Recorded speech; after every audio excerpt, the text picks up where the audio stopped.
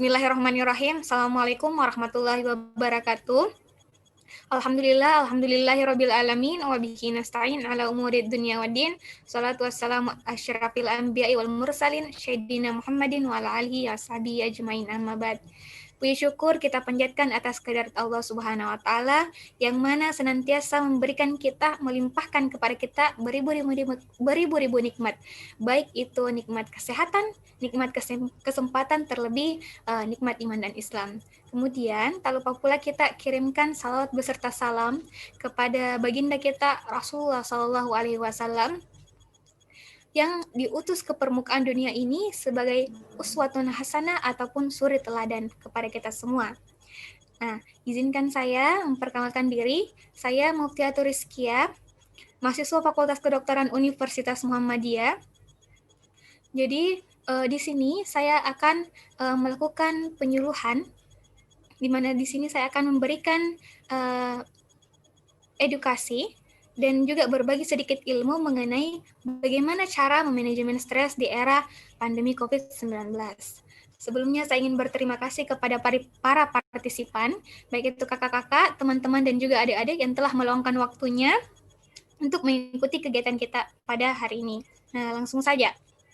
Jadi, kita khususnya masyarakat Indonesia telah sama-sama melewati dan sedang berjuang dalam melawan pandemi COVID-19 ini, bahkan hampir 1 tahun lamanya.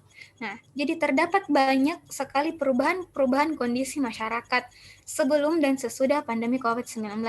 Contohnya saja, dulunya itu ketika kita mendapatkan ada orang yang bersin di sekitar kita, maka kita akan menganggap hal tersebut adalah hal yang wajar. Tetapi semuanya berubah setelah adanya pandemi COVID-19. Ketika kita menemukan ada orang yang bersin di sekitar kita, maka kita akan menjadi paranoid, berpikir berlebihan. Kita akan memikirkan bahwa mungkin orang yang ada di sekitar kita itu yang mengalami bersin, maka dia adalah salah satu orang yang terinfeksi virus COVID-19. Kemudian selanjutnya adalah gejala yang dulunya biasa atau ditanggapi biasa saja, sekarang berubah. Ketika orang-orang di luar sana, contohnya mengalami sakit kepala, ataupun mungkin ada salah satu dari kita yang berada di Zoom ini yang bergabung, mungkin merasakan sakit kepala sedikit, kemudian kita sudah langsung berpikir, aduh kayaknya saya ini COVID deh. Nah, terlalu banyak pikiran-pikiran negatif yang bermunculan. Kemudian, sebelum pandemi COVID, tiap orang itu bisa tampil dengan gaya pakaian yang sewajarnya, dengan stylish yang semaksimal mungkin. Tetapi setelah pandemi COVID, setiap orang dipaksa maupun terpaksa untuk menggunakan masker, kemudian senantiasa disarankan untuk senantiasa membawa hand sanitizer jika dia sedang bepergian ataupun keluar dari rumah. Bahkan sampai-sampai ada yang berlebihan kesualayan saja dia menggunakan APD. Nah, seharusnya dimana kita ketahui bahwa APD ataupun alat pelindung diri itu sangat dibutuhkan dan diususkan digunakan untuk para tenaga kesehatan dalam menangani pasien COVID-19. Nah, perubahan kondisi yang lain yang paling nyata adalah bisa kita lihat pada gambar yang tertera bahwa sebelum pandemi, setiap orang bisa melakukan pekerjaannya dengan baik, bisa berkumpul dan menyelesaikan semua pekerjaan di kantornya dengan mudah. Tetapi sekarang, setelah pandemi, setiap orang harus melakukan social distancing. Nah, setiap orang harus menjaga jarak satu dengan yang lainnya.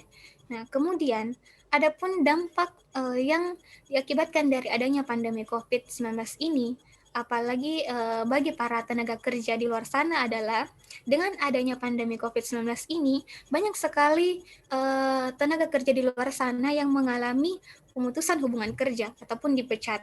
Nah, hal-hal yang seperti itulah yang tadi yang saya jelaskan dapat menimbulkan seseorang merasa khawatir, merasa cemas sehingga timbullah stres.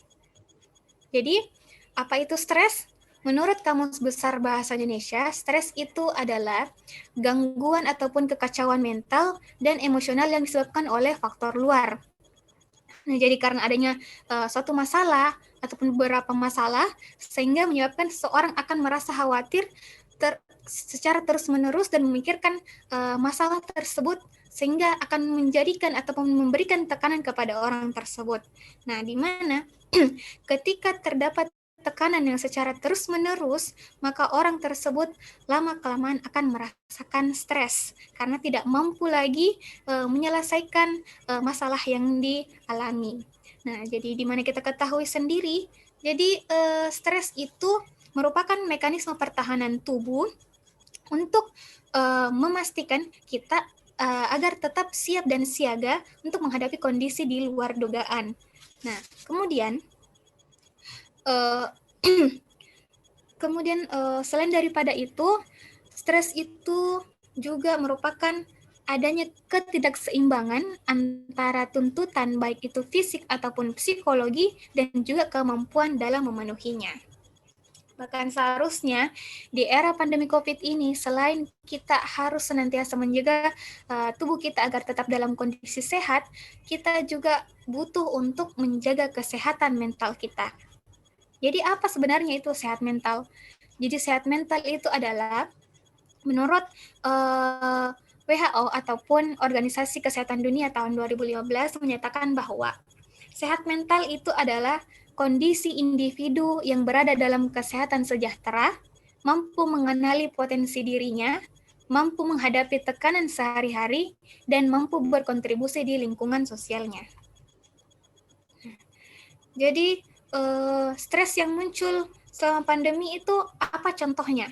Nah, jadi menurut WHO tahun 2019 menyatakan bahwa stres yang muncul selama pandemi yang pertama adalah ketakutan dan kecemasan mengenai kesehatan diri sendiri maupun kesehatan orang lain yang disayangi. Contohnya saja, misalnya orang tua yang tengah berjauhan dengan anaknya sedang menuntut ilmu. Jadi orang tua ini senantiasa memikirkan, selain memikirkan kesehatan dirinya, maka dia pasti senantiasa memikirkan kesehatan anaknya. Kemudian yang kedua, terjadi perubahan pola tidur dan juga pola makan. Yang ketiga adalah sulit tidur dan konsentrasi. Nah, karena adanya tadi permasalahan-permasalahan yang banyak sekali akan menjadikan seseorang mengalami tekanan yang luar biasa sehingga sulit tidur dan sulit berkonsentrasi dalam mengerjakan berbagai hal. Kemudian yang keempat adalah yang memperparah kondisi fisik seseorang karena dengan adanya riwayat penyakit kronis dan juga gangguan psikologi. Kemudian yang kelima adalah karena menggunakan obat-obatan. Nah, selanjutnya adalah apa saja tanda-tanda stres di era pandemi. Nah, jadi tanda-tanda stres di era pandemi COVID-19 ini yang pertama adalah adanya rasa khawatir ataupun takut yang berlebih sehingga berpikir tidak rasional. Artinya, orang-orang yang merasakan stres di era pandemi itu akan sulit berpikir dengan baik, akan sulit berpikir dengan jernih. Karena dia terpaku dengan pikiran-pikiran yang khawatirnya tadi, yang takut yang berlebihannya tadi. Kemudian yang kedua adalah selalu berpikir negatif terhadap orang-orang yang memiliki tanda-tanda COVID. Nah, itu tadi yang saya katakan bahwa kita baru melihat tetangga batuk sedikit, langsung berpikir negatif. Aduh, kayaknya tetangga saya COVID. Aduh, bagaimana ini? Apakah saya juga akan kena? Nah, kemudian yang ketiga adalah mencari berita secara berlebihan dan tidak memilah-milah sehingga rentan mendapat berita hoax. Kemudian, yang keempat adalah sakit kepala dan fisik lainnya. Jadi, bagaimana cara mencegah agar tidak terjadi stres di era pandemi COVID-19? Caranya adalah itu kita kembalikan ke diri kita sendiri. Yang tahu diri kita sendiri adalah kita sendiri, dan yang bisa mengatur diri kita sendiri adalah kita sendiri. Nah, jadi hal yang bisa kita lakukan adalah yang pertama, jeda sejenak berkegiatan, lakukan olah nafas perlahan. Jadi kita bisa lakukan meditasi sehingga timbul pikiran-pikiran positif, kemudian kita bisa lebih merelaksasikan diri, kemudian muncul motivasi-motivasi dari diri kita sendiri. Karena apa? Karena ketika kita memberikan ataupun berusaha untuk berpikir positif, maka feedback yang akan timbul juga dari diri kita adalah positif. Dan kebalikannya, ketika kita senantiasa berpikir negatif, maka yang muncul juga adalah feedback negatif. Nah, kemudian yang kedua adalah jadwalkan dan lakukan rutinitas menyenangkan dan atau berlakukan social media distancing. Nah, rutinitas yang menyenangkan misalnya kita berolahraga, kemudian kita bisa berkebun, kemudian kita bisa melakukan masak ataupun membersihkan rumah. Nah, jadi bukan hanya juga kita melakukan social distancing antar sesama, tetapi kita juga harus melakukan social media distancing. Kemudian yang ketiga adalah jalin komunikasi dengan santai dengan orang lain dengan tetap menerapkan protokol kesehatan. Jadi, di era pandemi ini kita tidak dilarang untuk tetap menjalin komunikasi dengan orang-orang sekitar kita. Boleh, tetapi kita harus tetap menjaga protokol kesehatan dengan tetap menggunakan masker dan menjaga jarak. Kemudian yang keempat adalah berbuat baik kepada diri sendiri dengan tetap menjaga kesehatan. Nah, jadi di sini bagaimana caranya menjaga kesehatan agar kondisi fisik kita agar tetap sehat, yaitu dengan cara rutin konsumsi makanan-makanan yang bergizi seimbang, kemudian beristirahat dan tidur yang cukup, dan juga jangan lupa konsumsi vitamin. Kemudian selanjutnya adalah yakinkan diri kita tetap berpikir positif dan lakukan pendekatan spiritualisme. Khususnya kita bagi umat muslim, kita harus tetap berpikir positif. Kita harus memikirkan bahwa dan ingat bahwa penyakit itu datangnya dari Allah dan Allah juga yang menyembuhkan. Tidak ada penyakit yang tidak bisa disembuhkan oleh Allah. Jadi kita harus memperbanyak berdoa, kemudian berzikir, kemudian bersyukur karena masih diberikan kesehatan, kemudian sabar dan ikhtiar dalam menjalani masa pandemi ini. Kemudian yang terakhir adalah curhat kepada orang terdekat agar dapat memberikan support satu sama lain. Jadi ketika kita mengalami masalah, apapun masalahnya, ketika masalah tersebut sudah tidak bisa kita pendam sendiri, maka kita dapat berbagi dengan orang-orang terdekat. Bisa dengan orang tua, bisa dengan saudara. Karena dengan adanya kita memberikan ataupun bertanya dengan masalah yang kita hadapi, maka bisa jadi orang ataupun keluarga kita akan memberikan solusi terhadap masalah-masalah yang kita alami. Nah, jadi itulah tadi penjelasan saya ataupun edukasi saya agar kita senantiasa bisa terhindar dari yang namanya stres di era pandemi ini. Selanjutnya saya berikan kesempatan kepada teman-teman untuk bertanya. Mungkin ada yang ingin ditanyakan? Saya persilahkan.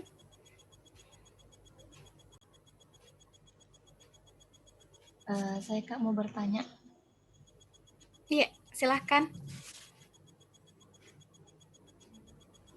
Kan ada kita tadi jelaskan tentang sosial media distancing. Oh iya. Bisa kita jelaskan Kak apa maksud itu Kak? Oh iya. Jadi ada social media distancing itu adalah sebisa mungkin kita jangan terlalu sering mengakses berita di luar sana. Jadi bukan hanya dengan kita lakukan social distancing kepada sesama kita. Jadi kita juga lakukan social media distancing, menjaga jarak dengan media sosial. Jangan terlalu sering mengakses karena tidak semua semua informasi dari selama pandemi ini, seperti informasi COVID-19, tidak semua kita butuhkan. Kita hanya perlu mengetahui berita-berita yang paling penting, utamanya adalah bagaimana cara agar kita bisa menjaga tubuh kita agar tetap dalam kondisi sehat, tetap dalam imunitas yang baik. Nah, seperti itu. Jadi, jangan terlalu sering mengakses sosial media. Karena dengan adanya sosial media, banyak sekali berita-berita yang tidak kita tahu bahwa kebenarannya itu benar atau tidak. Begitu. Apakah sudah mengerti? Ya, terima kasih jawabannya. Ya. Mungkin masih ada yang ingin bertanya?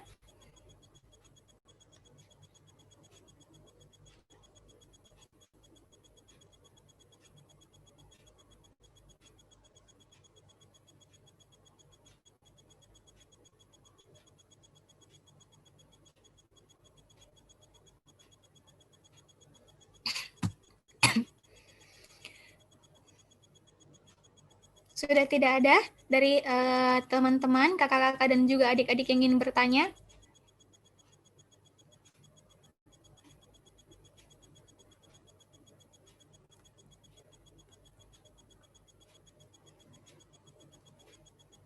Ya, tapi Kak, saya mau bertanya. Oh iya, dengan Adi Indri ya? Ya, tapi Kak, mau Kak bertanya, kan tadi kita bilang kayak banyak berita hoax. Nah, pertanyaanku di sini, bagaimana caranya kita untuk tidak lebih percaya sama ini berita hoax gitu? Oh iya. Ya, jadi ini ya poin yang keempat. Jadi caranya itu agar kita tidak mendapatkan berita yang hoax.